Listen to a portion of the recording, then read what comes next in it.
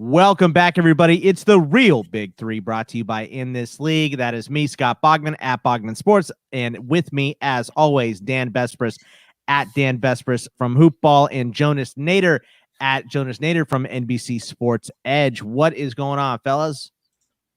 Well, I'm in a great mood. You mind if I start, Dan? Because I've got some great news. We were cleaning out my garage, and I found my 2006 World Cup cards. Come to find out, they are worth a lot of money. Ooh. Really? Yep. So and they didn't get ruined by the flooding. No, yeah, they're perfect. They were at a. How's the table, Jonas? Like I have the table's gone. Like we're getting rid of it. We're gonna have to find a way to get rid of it without my wife's family finding out. It's like growing green mold. So yeah, we're done with it. I'm pretty excited, to be honest.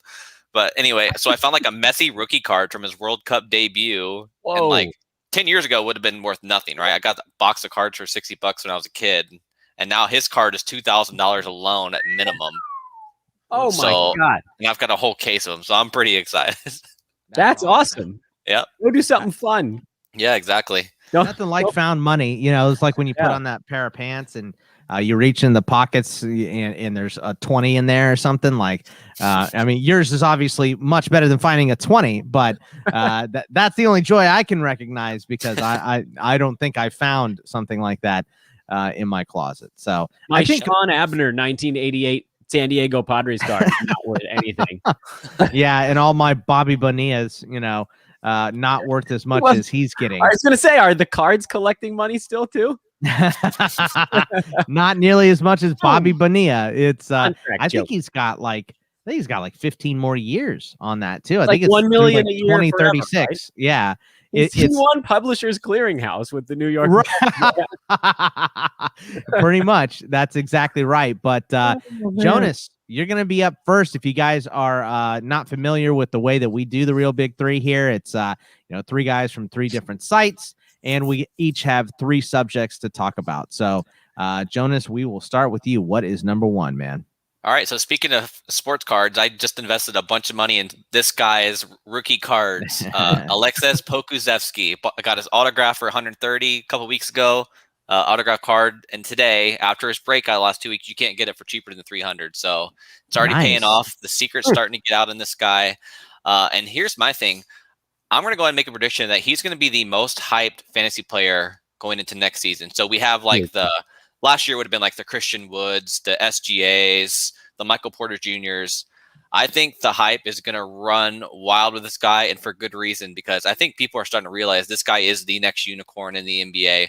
7-footer, point guard skills, really good shot. Like he couldn't hit a shot to start the season. They threw him in the G League, and he looked like Larry Bird down there, and now he's just going off. So really talented player. Last 5 games, he's sitting at 16.4 points, 5.2 rebounds, 2.8 assists, 0.4 steals, 1.2 blocks, and 3.4 triples. Set the NBA record for the fastest to hit 7 triples in a game. Doesn't even turn 20 until Christmas. Just insane. Where do you guys think he's going to be drafted next year, and are you going to be buying? Ooh, that's a good one. Dan. Yeah, I think I am buying. I think he might be one of those hype guys that doesn't quite get hyped enough. Yeah, because there's so much left for him to improve upon. The one thing you didn't say in there that I thought you would have been a good joke to say, he's 16 point whatever points and 5 rebounds and 122 pounds soaking wet. He's going to come back. An offseason is going to be amazing for this dude. Yeah. Because his big issues right now is that his body just can't really handle a full NBA game every 2 days. He's shooting 41% over that stretch. His foul shot will get better. Obviously, if you can hit the 3 the way he can, he'll be a decent foul shooter at some point. And his turnovers are super high because NBA players are really fast compared to G Leaguers. So I think people are going to look at him and say, oh, well, like over this stretch and this year, looking at this season, he's been in like that 125, 140 range, but they're going to overlook, I believe, some of the reasons why. So I think he'll be a good hype guy.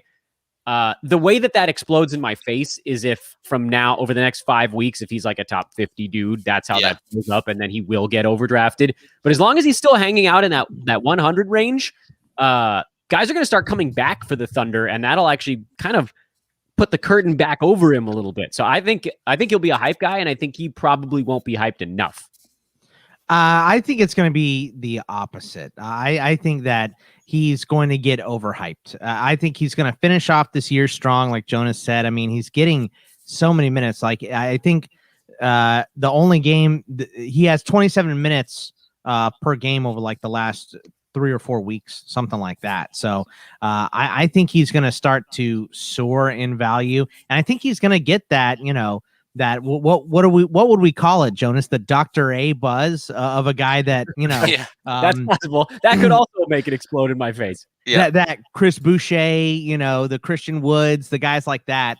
And like you said, being the most hyped guy, I don't think I can see him going, past round 5 or 6, somewhere in that neighborhood. So I think probably around 5 or 6 is where he goes with a strong finish. If he doesn't finish strong, then I think he is going to be like Dan, what Dan said. He's going to hover around, 100, post 100 if he fades off or gets hurt or something. And, we'll still be talking about him, but he just won't get that insane hype because he won't have won people money. That kind of seems to be the thing.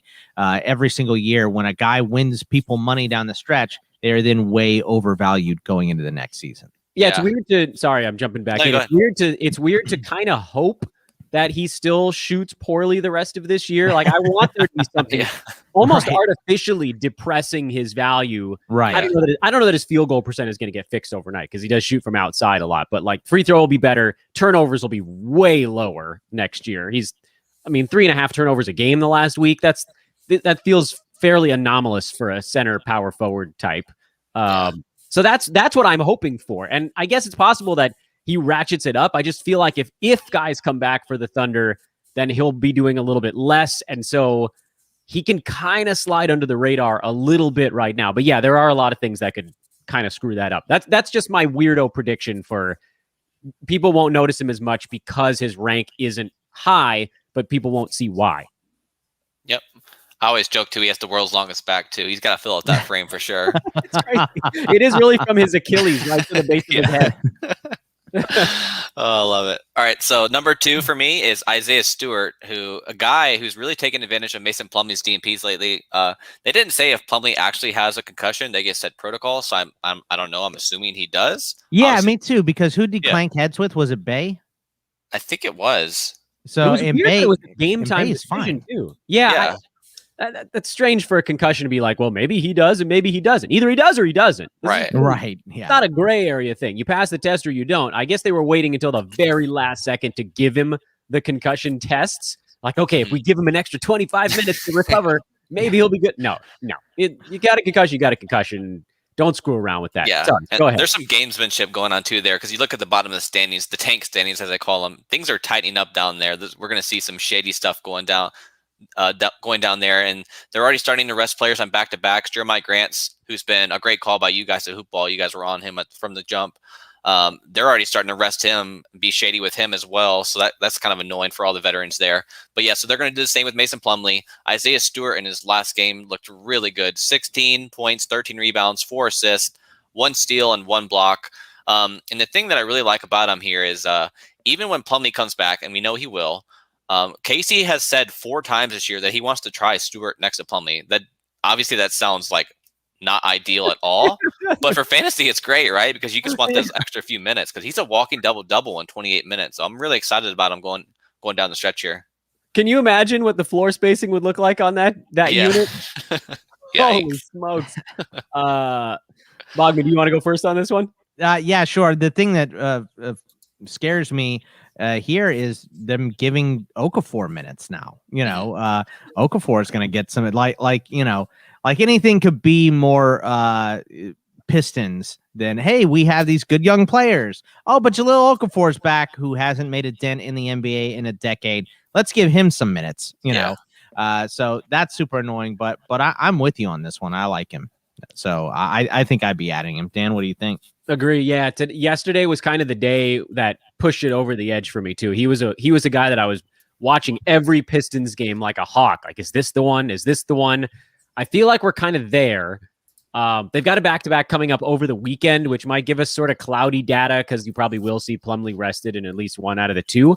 But even when he was playing, Stewart was still getting in the 21, 22-minute range. So he's doing barely enough now to kind of float himself until he gets to take over in full. And it feels like we're now close because of the weird stuff that Jonas was talking about with the other veterans getting rested and even some of the rookies getting rested, or young guys, I should say, on these back-to-backs. Pistons are a weird one.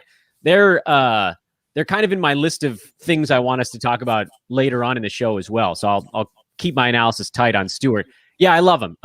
Starters minutes, he probably profiles as like a top 75, top 80 type center. So yeah, I'm picking him up too. All right. Love it. I feel like we're about to be educated, by the way. Yeah, what's the sneaky one you got? Because this is where we got our Moses Brown education. So this one's out there. This one's out there. Okay. So for Jonas to say that means it's pretty out there. I mean, so the Thunder are becoming.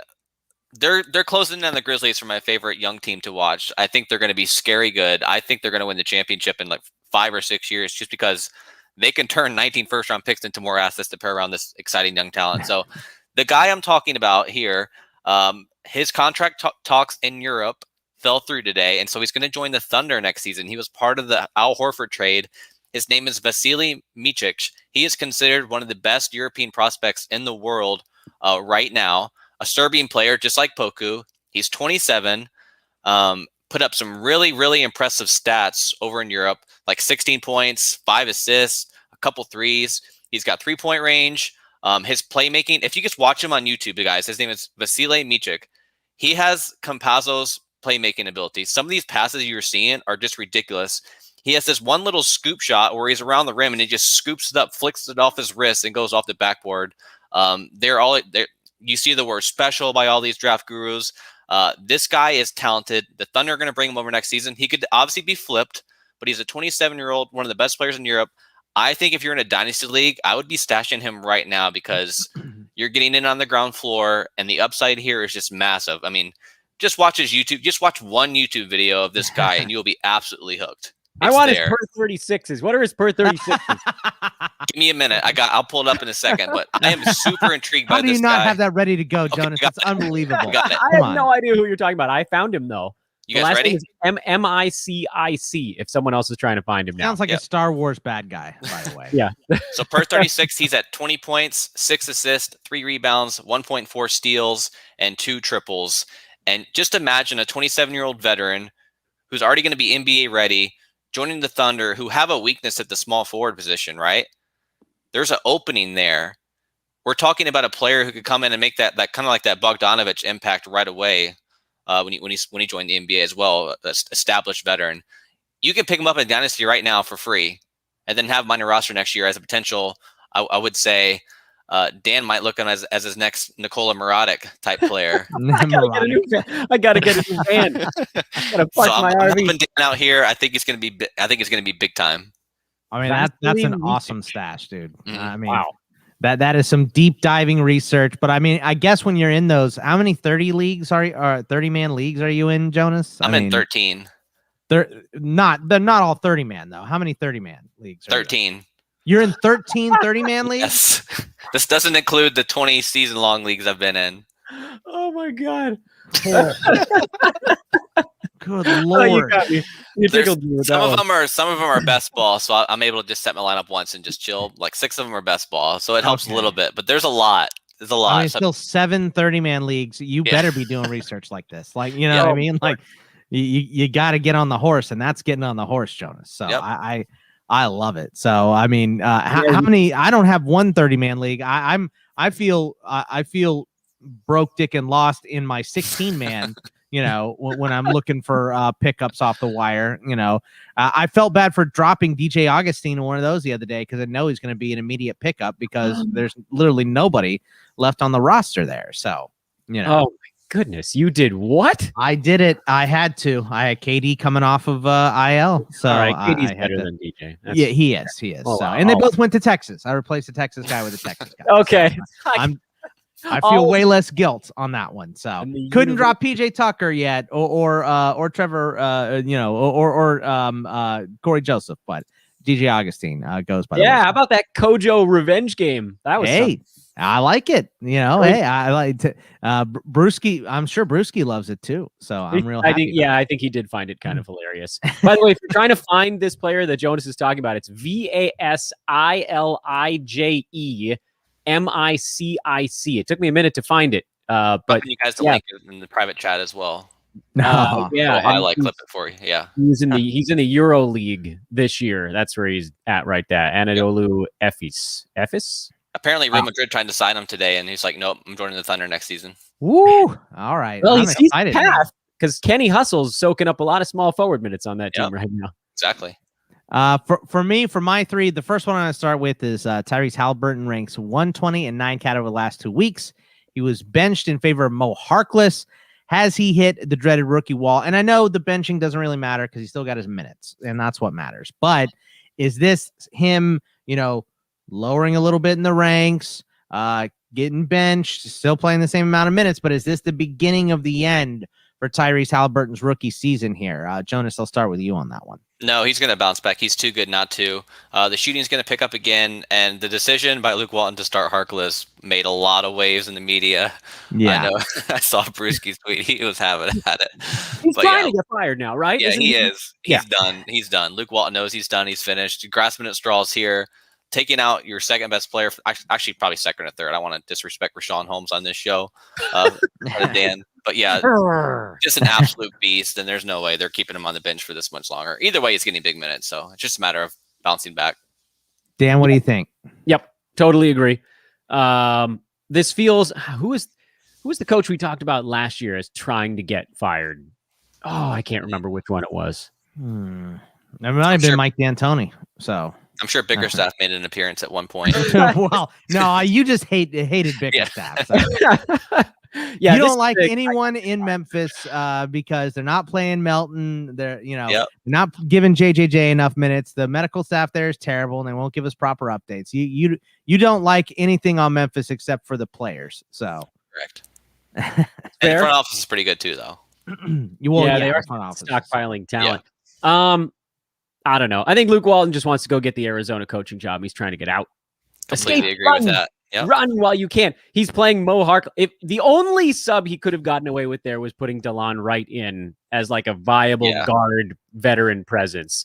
Mo Harkless hasn't been able to log 25 minutes in a game in 3 years. The man's knees are shattered. Yeah, he used to be a phenomenal athlete. He can't even jump anymore. It's sad. I loved Mo Harkless. I had Harkless watch on my pod for like 3 years running to see if he could get healthy enough to play 30 minutes for a week straight. He never could. Yep. He never could. So Luke wants out, and we all want him out. And the pocketbook of an ownership is the only thing that doesn't at this point. So this should get fun. Things are gonna get weirder out there.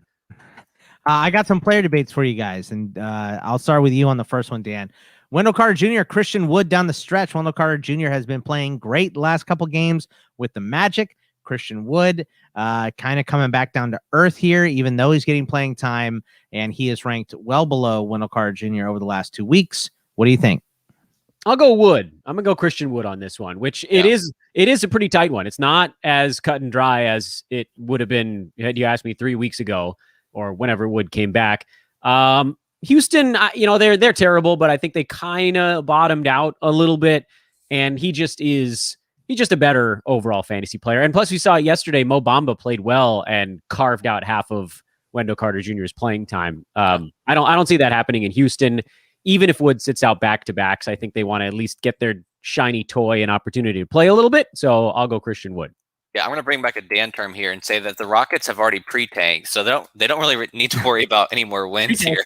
They took care of that with like that 19 or 20 game losing streak too. So Wood's definitely the play here, and I'm not convinced yet that Wendell Carter Jr. is talented. I think it's just more about opportunity here.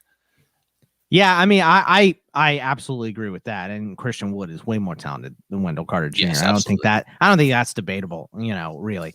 It's just the last 2 weeks, Wendell Carter Jr. ranks 59, playing 27 minutes a game, all that good stuff. Christian Wood ranks 132. So It's just looking a little rough right now, but everything in Houston looks rough. He's just not healthy. Like his shots off, the blocks aren't there because he said his ankle himself he's not 100%, but he's getting there. You can tell by the minutes, 33, 33, 37. So it's just a matter of time now. We need 2 weeks to coast is okay. And then he needs to turn it on for people in the playoffs for sure. Yep. How about Devontae Graham or Colin Sexton rest of the season, Jonas? What do you like on that one?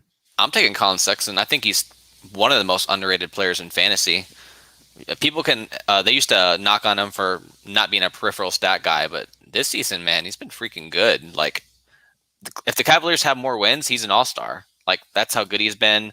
Ridiculous efficiency for a guard, 48% from the field. 4.2 assists. That's a big jump from last year.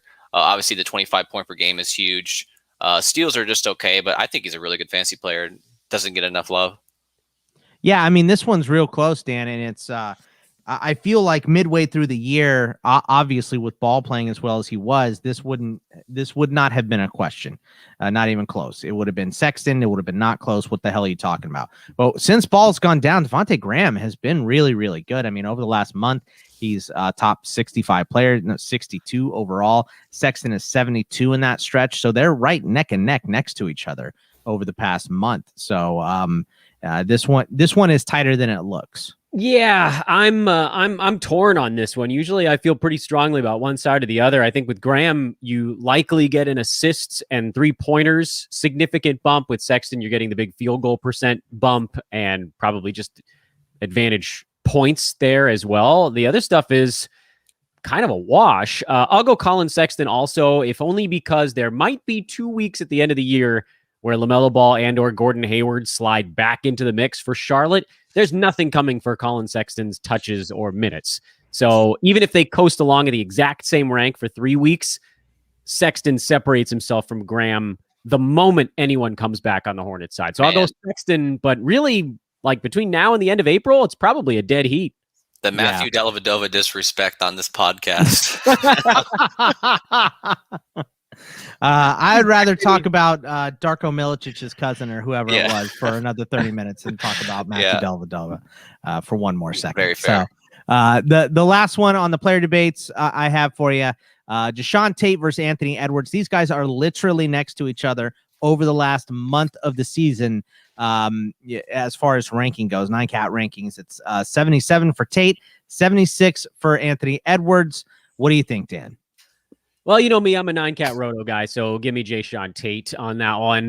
There are a lot of league formats where Edwards wins this debate. So this one is, and I hate to toe the line again, but this one is pretty league dependent. 9-cat Roto, Jayshawn Tate. So I'll just say Jayshawn Tate because I like the across the board stuff. And Edwards, for all the improvements he's making, he could post 2 or 3 games in a row that just tank you in a given week in a way that, maybe he helps.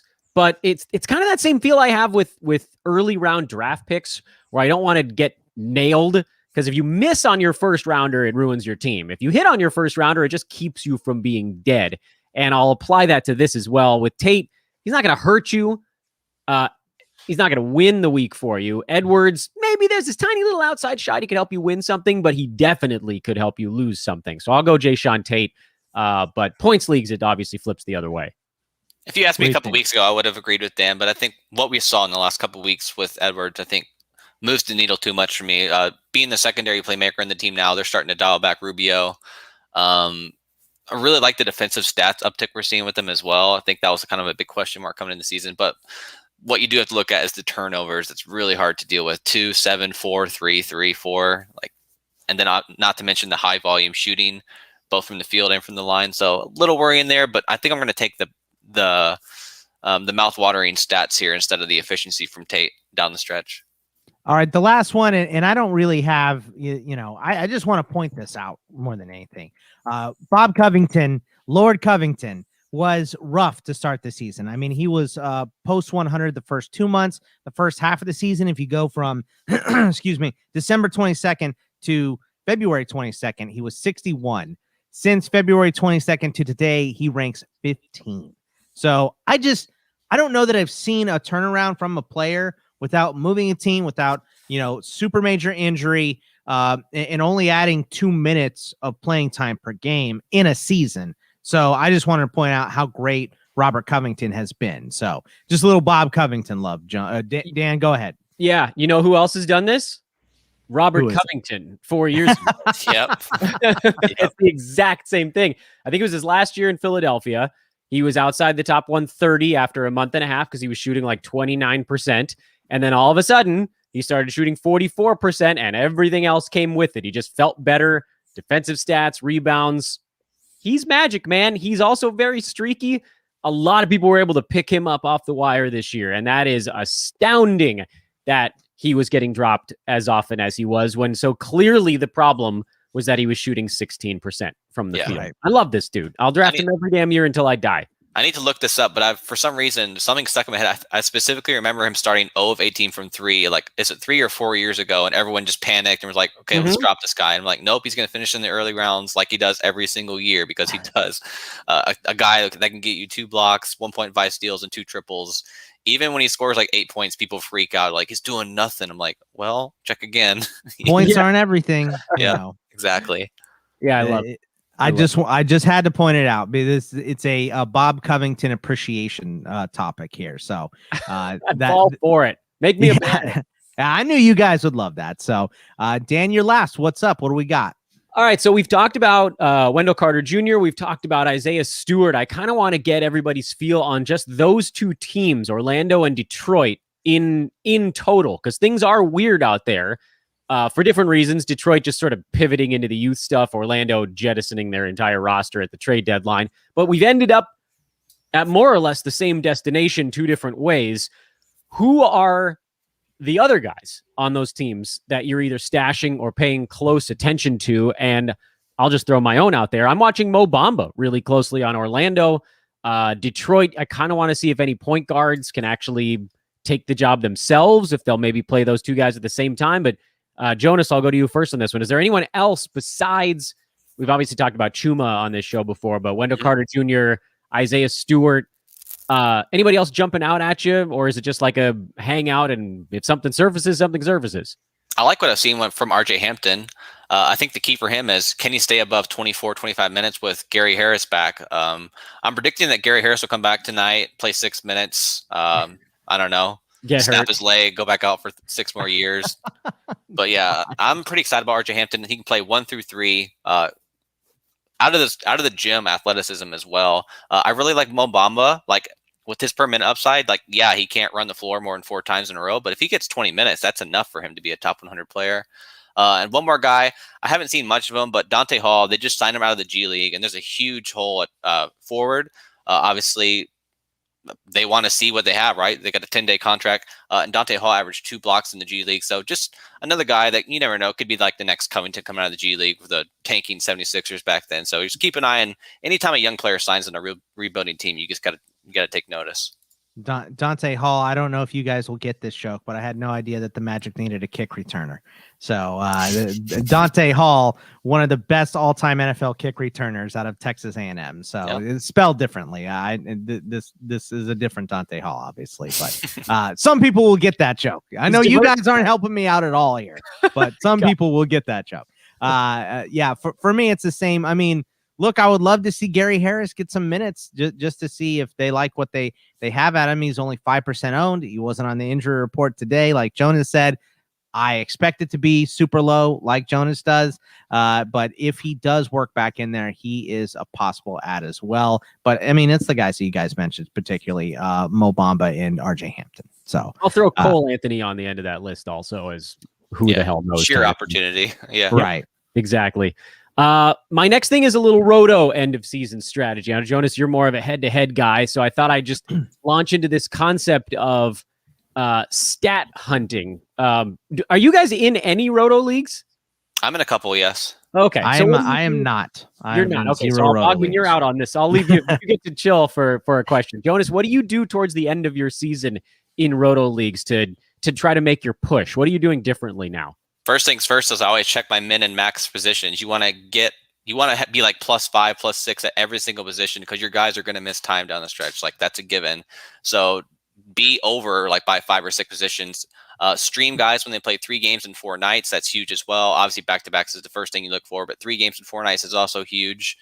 And don't hesitate to drop injured players, because you cannot sit on, like, let's just make up an injury. Let's say Miles Turner goes down with a high ankle sprain like he did 2 years ago. You drop him, right? Making up an injury, right? Yeah, exactly. Just repeating an injury. Yeah, true as well. But yeah, if don't be afraid to drop players if you need to. Look for reevaluation dates. Like SGA has reevaluation dates mid-April. If you get bad news, you cut them.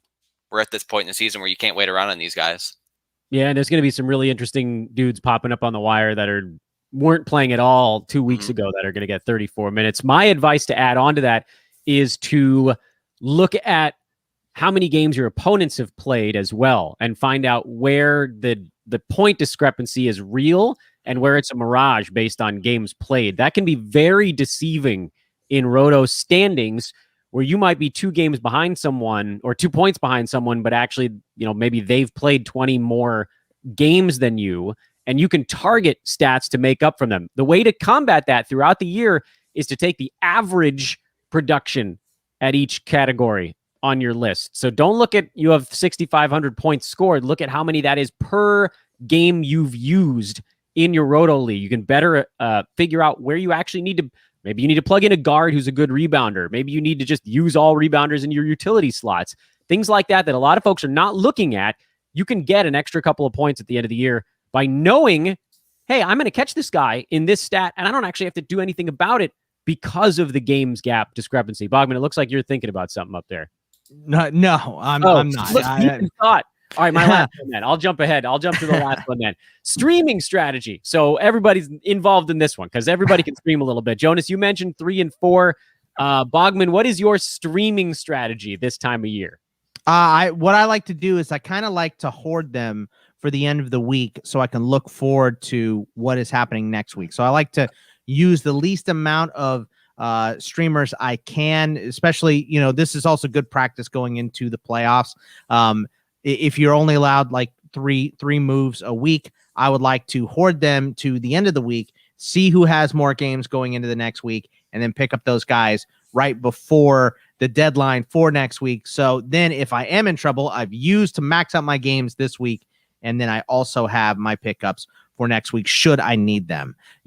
Doesn't always work that way. You don't always get to hold them to the end, but if you get to hold 1 or 2, depending on how many moves how many get, do you have? How many do you have a week in yours? 4? For me, it's usually 3 or 4. So 4 as well.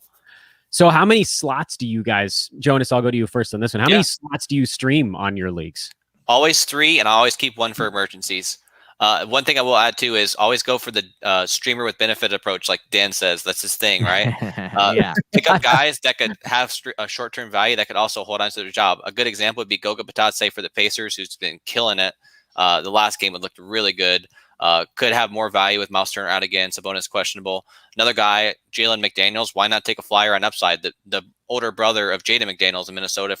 He plays for the Hornets. It's going to be starting at the 3 going forward, it sounds like. Had a really good game, like 23 points or something like that. The coach hyped him up. Sounds like they're going to stick with it. I'd rather pick him up and have him bust and have my opponent pick him up and he'd be like a gym for the long run. So take a gamble on upside there. Another one is Isaiah Hardenstein. We thought Jared Allen would be back by now, but the Cavs today signed a center to a 10-day contract, which tells you he may not be back. And so Hardenstein may have more top 75 runs than him here. So that's all I got. For me, I like to keep 2 streaming spots. I like to keep 2. There is an emergency one if a guy gets hurt or whatever. There's always that guy that you're always looking at. Like if you suck for 1 more day, I'm going to drop you. You know what I mean? You're going to be a streamer like these other losers that I have. So, but yeah, particularly in the playoffs, at least two streaming spots for me. Yeah, agreed. Mine is always kind of like an n divided by 2 type of thing. If I have 4 moves in a week, I'd make that 2 streaming slots. But you could even go bigger if you go for a long stream or a streamer with benefits, where you pick up someone who maybe has a 4-game week followed by another 4-game week, or maybe they play this is the one that always throws folks for a loop. Look for 5 and 7, because that actually happens. It just rarely happens Monday to Sunday. So very few times you actually get a 5-game week for a team, but there are plenty of times where guys play 5 games in 7 days. So that could stream from like a Wednesday through a Tuesday, and you've only had to use 1 move 1 week to get a ton of games in 7 days. So you can actually create additional streaming slots by looking for longer stretches of guys. Like Detroit, they have a 5-game week, but what if that happened Tuesday to Monday? It would be a 4-game week, but you get that extra one next week. You wouldn't have to make your next move until into the following week. So that's my 3 things. I thought it was time to talk a little strategy because we're coming down the stretch here, guys. We are. I mean, it's going to be over before we know it, blink of an eye, and it's going to be gone. So, it's time to get serious here. A couple questions before we bail. Jay asked, how do you guys rank Poku, Okiki, McDaniels, and Isaiah Stewart in 9-cat rest of the season? What do you think on that one, Jonas? I'm going to go Poku, then the Minnesota McDaniels, then Okiki, and then the Charlotte McDaniels. What about Stewart? Stewart last in that? Oh, sorry. Stewart should be, I would say, second to last for me. Second to last. Okay. Danny? I'm thinking moving a few guys. I think I have Okiki at the top. Then I'll go Minnesota McDaniels. Poku, some Poku Stewart, love. There Charlotte we go. McDaniels. Yeah. Charlotte McDaniels is my 5th. Yeah. I go Poku, Minnesota, Okiki, Charlotte, Stewart. That's how I would go. Poor Stewart. Next one from Matt. I need some 3s. Do we think Bertans plays both games in the Wiz back-to-back today and tomorrow? Oh, man. I do because his minutes are pretty low anyway. That's a good point. I'll lean towards the same thing. He's playing 20 minutes a game. If you can only play 20 minutes and can't go the next day, that doesn't augur very well for you anyway. So I'll say, quite. And this is my favorite question from Adam King. Should the question be rephrased to how many leagues are you not in, Jonas? I've been smart about it, though. I had to just stop looking at a couple leagues where I lost like Kevin Durant for 16 months. When Jason Tatum went down for a month, when Kyrie Irving went to birthday parties that lasted 4 months. I don't know. I like that he went to a birthday party and then took his birthday off. By the way, that's like a guy that acquires too much PTO. You know what I mean? Yeah, exactly. And he's just like, you know what? I'm going to take this month off, and then I'm also going to take the whole month of December off. So, yeah, you got to use it. So that guy's just going to be gone. But I think that's everything for today. Jonas, what is coming on? Follow him at Jonas Nader on the Twitter. What's coming up over at NBC Sports Edge for you? I do the deep waiver wire edition now for the NBA season pass subscribers on Thursday. Look for me on Waiver Wired on Sundays, and then my Twitch live chats are always Tuesday at 2:00 Eastern. And you can find him watching EuroLeague highlights at 4 a.m. every single night to find some sleepers for all those 30-man leagues. Exactly. At Dan Bestbris for Hoopball. What's going on at Hoopball this week, Dan? We have a DFS contest tonight. I don't play it, and I don't know how it works, but I do know that it's going to be fun. Micah Patria is hosting that bad boy, so jump on in. That link is on Twitter. I've tried to retweet it a couple of times. It's a small little thing just to kind of get DFS juices flowing, so that should be kind of fun. And then, like Bogman said, just my normal thing. Follow me on Twitter. It's there under my face. If the video, you can also just Google Dan from Hoopball if you're looking for me, and everything I do there.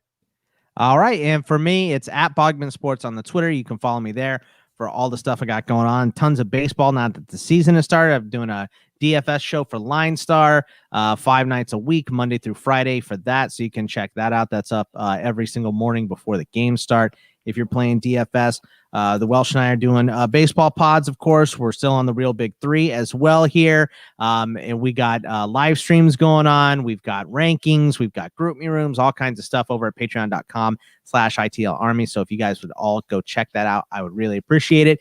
We'll be back next week. Have a great weekend, everybody. Take it easy.